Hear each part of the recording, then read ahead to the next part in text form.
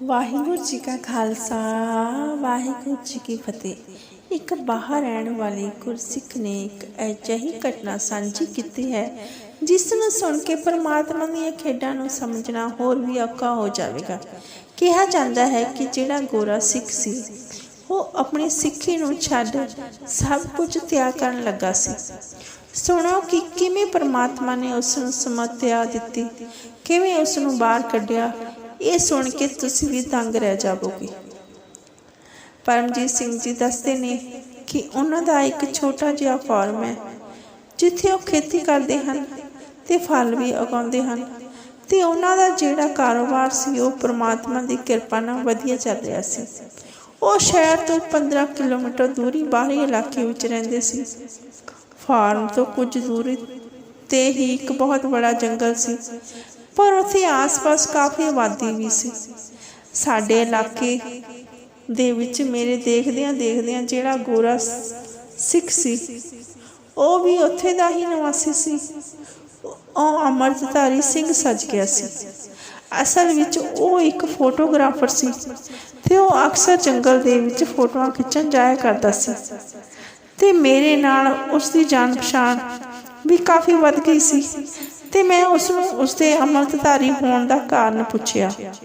ਉਸਨੇ ਮੈਨੂੰ ਆਪਣੀ ਸਾਰੀ ਕਹਾਣੀ ਦੱਸ ਦਿੱਤੀ ਤੇ ਨਾਲ ਹੀ ਉਸਨੇ ਅਜਿਹਾ ਕੁਝ ਦੱਸਿਆ ਜਿਸ ਨੂੰ ਸੁਣ ਕੇ ਮੈਂ ਆਪ ਵੀ ਦੰਗ ਰਹਿ ਗਿਆ।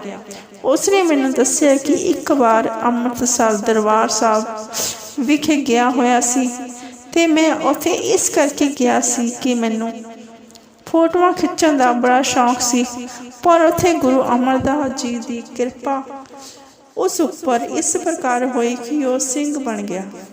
ਕਿਉਂਕਿ ਮੇਰੇ ਦਿਲ ਵਿੱਚ ਪਹਿਲੀ ਝਲਕ ਵਿੱਚ ਵੀ ਉਸ ਲਈ ਪਿਆਰ ਉਮੜ ਰਿਹਾ ਗਿਆ ਸੀ, ਤੇ ਹੌਲੀ-ਹੌਲੀ ਸਭ ਕੁਝ ਸਿੱਖ ਕੇ ਅੰਮ੍ਰਿਤ ਛਕ ਲਿਆ ਤੇ ਸਿੰਘ ਸੱਜ ਗਿਆ ਸੀ, ਤੇ ਸਭ ਕੁਝ ਠੀਕ ਚੱਲ ਰਿਹਾ ਸੀ। ਉਸ ਗੋਰੇ ਸਿੱਖ ਨੇ ਉਸ ਨੂੰ ਇਹ ਵੀ ਦੱਸਿਆ ਸੀ ਕਿ ਨਾਲ ਹੀ ਉਹਨੇ ਇਹ ਵੀ ਦੱਸਿਆ ਕਿ ਮੇਰੇ ਪਰਿਵਾਰ ਨੂੰ ਮੇਰੇ ਅੰਮ੍ਰਿਤ ਛਕਣ ਤੋਂ ਬਹੁਤ ਹੀ ਜ਼ਿਆਦਾ ਪ੍ਰੋਬਲਮ ਸੀ, ਪਰ ਪਤਾ ਨਹੀਂ ਕਿਉਂ ਉਹਨਾਂ ਨੂੰ ਇੱਦਾਂ ਲੱਗਦਾ ਸੀ ਕਿ ਮੇਰੇ ਅੰਮ੍ਰਿਤ ਛਕਣ ਤੋਂ ਬਾਅਦ ਕੰਮ ਵਿੱਚ ਧਿਆਨ ਨਹੀਂ ਦਿੰਦਾ, ਤੇ ਸਾਰਾ ਧਿਆਨ ਪਾਠ ਕਰਨ ਵਿੱਚ ਹੀ ਲਗਾ ਦਿੰਦਾ ਹਾਂ, ਤੇ ਪੈਸੇ ਵੀ ਘੱਟ ਕਮਾਉਣ ਲੱਗ ਗਿਆ ਹਾਂ। ਪਰ ਅਜਿਹਾ ਕੁਝ ਵੀ ਨਹੀਂ ਸੀ। ਪਰ ਕੁਝ ਸਮੇਂ ਬਾਅਦ ਮੇਰੇ ਪਿਤਾ ਜੀ ਬਿਮਾਰ ਹੋ ਗਏ, ਤੇ ਉਹ ਆਖਰ ਤੱਕ ਮੈਨੂੰ ਇਹੀ ਕਹਿ ਰਹੇ ਸੀ ਕਿ ਤੂੰ ਅੰਮ੍ਰਿਤ ਛਕ ਕੇ ਸਹੀ ਨਹੀਂ ਕੀਤਾ। ਇਹਨਾਂ ਨੇ ਤੈਨੂੰ ਕੁਝ ਨਹੀਂ ਦੇਣਾ, ਇਹਨਾਂ ਨੇ ਤੈਨੂੰ ਭਰਮਾ ਲਿਆ ਹੈ। ਤੇ ਉਹ ਬਿਮਾਰ ਵੀ ਸੀ ਤੇ ਫਿਰ ਵੀ ਇਹੀ ਗੱਲ ਕਹੀ ਜਾਂਦੇ ਸੀ, ਤੇ ਮੇਰੇ ਮਨ ਨੂੰ ਵੀ ਆਖਰਕਾਰ ਏਦਾਂ ਲੱਗ ਰਿਹਾ ਸੀ ਕਿ ਮੈਂ ਸੱਚਮੁੱਚ ਹੀ ਕੋਈ ਗਲਤੀ ਤਾਂ ਨਹੀਂ ਕਰ ਦਿੱਤੀ। ਤੇ ਮੈਂ ਇੱਕ ਦਿਨ ਆਪਣੇ ਪਰਿਵਾਰ ਦੇ ਜ਼ਿਆਦਾ ਕਹਿਣ ਤੇ ਪ੍ਰੈਸ਼ਰ ਵਿੱਚ ਆ ਗਿਆ, ਤੇ ਮੈਂ ਸਿੱਖੀ ਨੂੰ ਛੱਡਣ ਦਾ ਫੈਸਲਾ ਕਰ ਲਿਆ ਸੀ। ਤੇ ਮੈਨੂੰ ਮੇਰੇ ਇੱਕ ਮਿੱਤਰ ਨੇ ਕਿਹਾ ਕਿ ਤੈਨੂੰ ਇਹ ਸਭ ਕੁਝ ਕਰਨ ਤੋਂ ਪਹਿਲਾਂ ਦਰਬਾਰ ਸਾਹਿਬ ਜ਼ਰੂਰ ਜਾਣਾ ਚਾਹੀਦਾ ਹੈ, ਕਿਉਂਕਿ ਇਹ ਸਭ ਕੁਝ ਸ਼ੁਰੂ ਵੀ ਉੱਥੋਂ ਹੀ ਹੋਇਆ ਸੀ। ਤੇ ਮੈਂ ਉਸ ਤੋਂ ਬਾਅਦ ਦਰਬਾਰ ਸਾਹਿਬ ਆਇਆ, ਤੇ ਮੇਰਾ ਮਨ ਉਸ ਦਿਨ ਬਹੁਤ ਜ਼ਿਆਦਾ ਉਦਾਸ ਸੀ, ਕਿਉਂਕਿ ਮੇਰਾ ਮਨ ਨਹੀਂ ਸੀ ਮੰਨ ਰਿਹਾ ਕਿ ਮੈਂ ਸਿੱਖੀ ਨੂੰ ਛੱਡਾਂ। ਤੇ ਮਨ ਵਿੱਚ ਇਹੀ ਸੀ ਕਿ ਸ਼ਾਇਦ ਇੱਥੋਂ ਕੋਈ ਜਵਾਬ ਹੀ ਮਿਲ ਜਾਵੇ, ਪਰ ਮੈਂ ਅੰਦਰ ਨਹੀਂ ਗਿਆ। ਮੱਥਾ ਟੇਕਣ ਜਾਂਦਾ ਵੀ ਕਿਵੇਂ, ਕਿਹੜੇ ਮੂੰਹ ਦੇ ਨਾਲ। ਉਸਨੇ ਦੱਸਿਆ ਕਿ ਮੈਂ ਬਾਹਰ ਹੀ ਪੈ ਗਿਆ, ਤੇ ਉਸਨੇ ਸੋਚਿਆ ਕਿ ਸਵੇਰੇ ਸੇਵਾਦਾਰ ਮੈਨੂੰ ਉਠਾ ਦੇਣਗੇ। ਮੇਰੀ ਹਜੇ ਅੱਖ ਹੀ ਲੱਗੀ ਸੀ ਕਿ ਇੱਕ ਸੇਵਾਦਾਰ ਨੇ ਮੈਨੂੰ ਉਠਾ ਦਿੱਤਾ, ਤੇ ਮੈਂ ਸੋਚਿਆ ਕਿ ਚਲੋ ਸਫਾਈ ਹੀ ਕਰ ਲੈਣਾ ਹਾਂ। ਮੈਂ ਇਹ ਦੇਖ ਹੀ ਰਿਹਾ ਸੀ ਕਿ ਉਹ ਸਿੰਘ ਕਾਫੀ ਉੱਚਾ ਲੰਬਾ ਸੀ। ਉਸਨੇ ਮੈਨੂੰ ਕਿਹਾ ਕਿ ਕੋਈ ਸੇਵਾ ਨਹੀਂ ਚੱਲ ਰਹੀ ਹੈ, ਤੈਨੂੰ ਗੁਰੂ ਸਾਹਿਬ ਨੇ ਬੁਲਾਇਆ ਹੈ। ਤੇ ਮੈਂ ਕਿਹਾ ਗੁਰੂ ਸਾਹਿਬ ਕੌਣ? ਤੇ ਉਹਨਾਂ ਨੇ ਜਵਾਬ ਦਿੱਤਾ ਕਿ ਸ਼੍ਰੀ ਗੁਰੂ ਰਾਮਦਾਸ ਸਾਹਿਬ ਜੀ।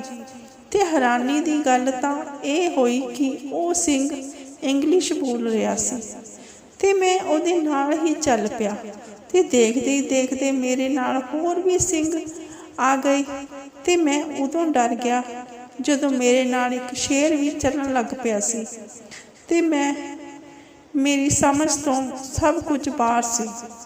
ਜਦੋਂ ਅੱਗੇ ਗਏ ਤਾਂ ਮੇਰੇ ਅੱਗੇ ਇੱਕ ਇਲਾਹੀ ਪ੍ਰਕਾਸ਼ ਪੈਦਾ ਹੋਇਆ ਤੇ ਗੁਰੂ ਸਾਹਿਬ ਨੇ ਦਰਸ਼ਨ ਦਿੱਤੇ ਤੇ ਆਵਾਜ਼ ਆਈ ਕਿ ਤੂੰ ਅੰਦਰ ਕਿਉਂ ਨਹੀਂ ਸੀ ਆਇਆ।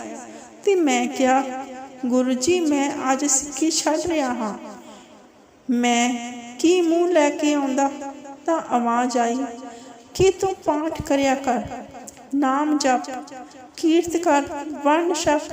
ਤੇ ਮੈਨੂੰ ਸਾਰੀ ਗੱਲ ਸਮਝ ਵਿੱਚ ਆ ਗਈ ਤੇ ਮੈਂ ਉੱਥੋਂ ਵਾਪਸ ਆ ਗਿਆ ਤੇ ਮੈਂ ਸਿੰਘਾਂ ਨੂੰ ਪੁੱਛਿਆ ਕਿ ਸ਼ੇਰ ਕੌਣ ਸੀ ਤੇ ਕਿੱਥੋਂ ਆਇਆ ਸੀ। ਤੇ ਉਹਨਾਂ ਨੇ ਮੈਨੂੰ ਕੋਈ ਵੀ ਜਵਾਬ ਨਹੀਂ ਦਿੱਤਾ ਤੇ ਉਹਨਾਂ ਨੇ ਕਿਹਾ ਕਿ ਇਸ ਦਾ ਤੇਰੇ ਨਾਲ ਪਿਛਲੇ ਜਨਮ ਦਾ ਕੋਈ ਨਾਤਾ ਹੈ।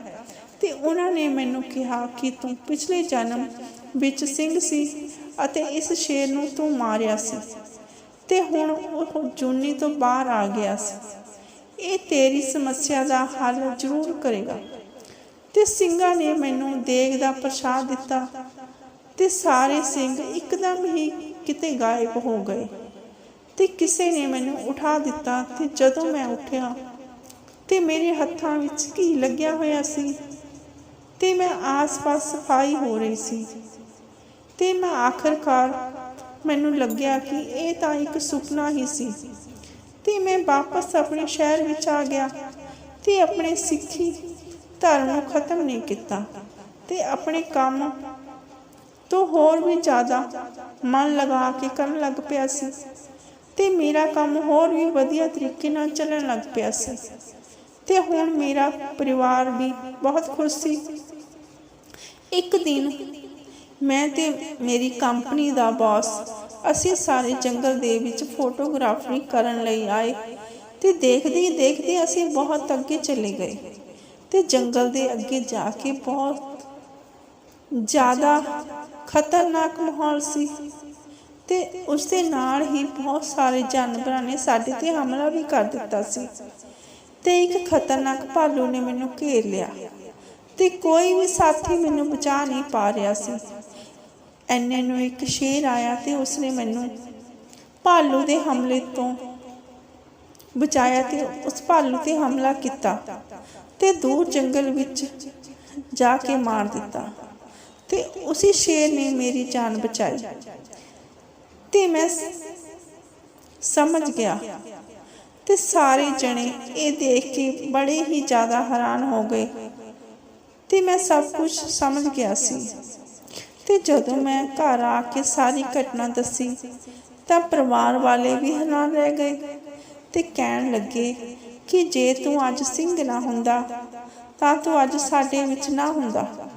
ਮੈਂ ਬਸ ਇੰਨਾ ਹੀ ਕਹਿਣਾ ਚਾਹਾਂਗਾ ਕਿ ਜੇ ਮੈਂ ਅੱਜ ਜੋ ਕੁਝ ਵੀ ਹਾਂ ਸਭ ਕੁਝ ਸ੍ਰੀ ਗੁਰੂ ਸਾਹਿਬ ਜੀ ਦੀ ਕਿਰਪਾ ਦੇ ਨਾਲ ਹੀ ਹਾਂ।